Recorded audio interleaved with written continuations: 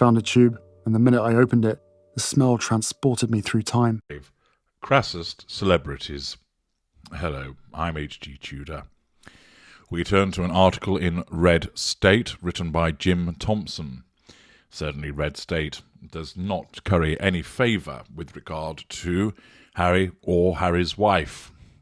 The article reads, Harry's wife markets the clothes from Queen Elizabeth's funeral. The title alone demonstrates the absence of emotional empathy that Harry's wife has. That notwithstanding that her husband's grandmother, the Queen of England, recently died, an individual that was well regarded by hundreds of millions of people around the globe, and at least given a quiet respect from others who don't really think that the monarchy impacts upon them, the fact that this is a person that had put in considerable years of service, unlike the 5 minutes that Harry's wife provided, although, of course, according to her own maxim, you must give it at least 5 years if you're going to prepare to give it 5 minutes. Again, demonstrating her hypocrisy, as she doesn't live by the things that she says. No surprise there, of course. If it's easy to say, then you don't need to do it.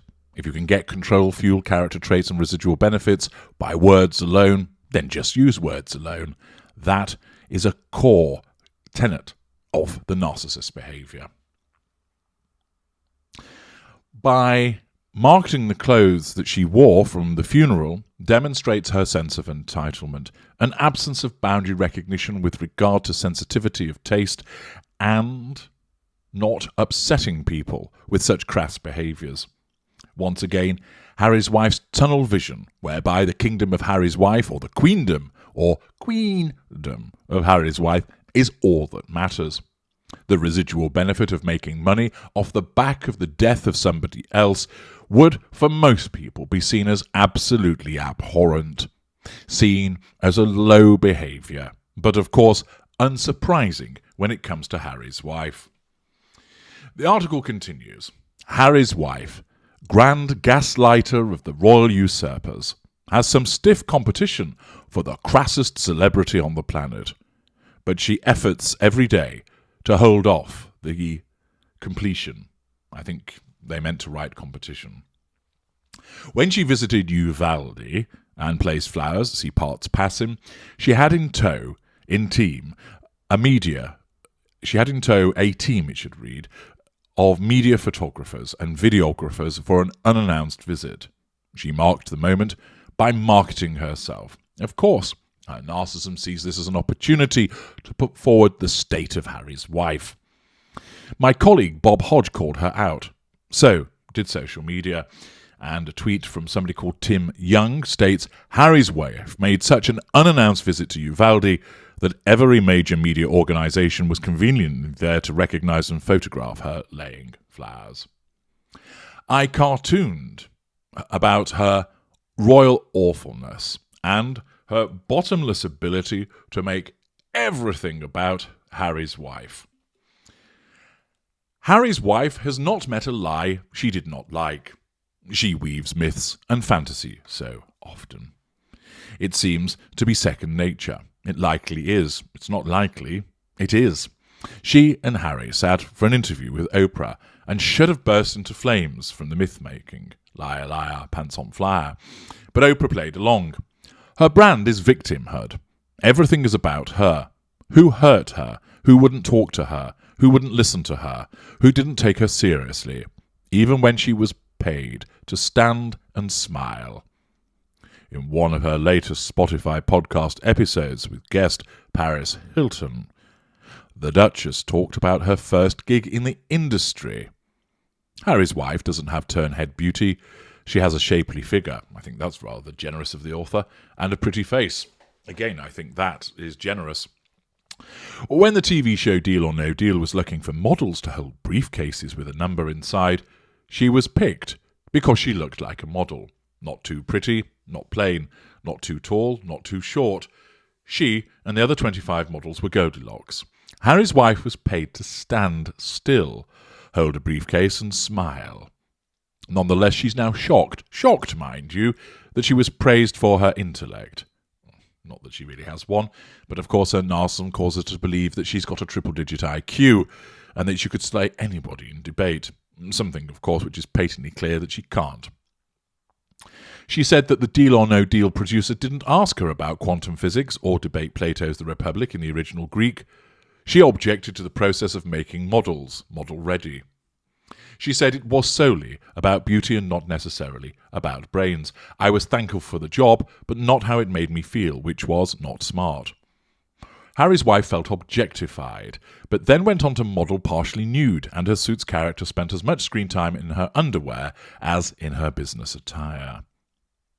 Harry's wife set her sights on marrying up, which I think is the ultimate in being a picked, objectified object, which of course demonstrates her hypocrisy. A shiny bauble with a smile. She can claim she married for love, which of course her narcissism causes her to believe this is the case, but she sought out Harry like a heat-seeking missile, not for who he was, but for what he was, indeed, for what he represented vis-à-vis the prime aims. Now she's angry that she's a duchess, not a princess.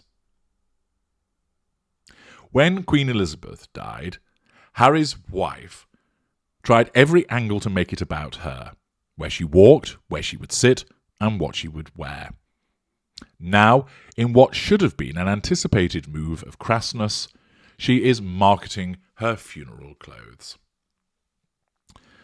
Somebody called Canel Citadel states, using the Queen's funeral to merch herself with the Waleses because she knows they have the type of global power that her deflated reputation does not have, this woman is a repugnant mess. Everything is a money opportunity for her. Hashtag Harry's wife is a grifter. The article continues.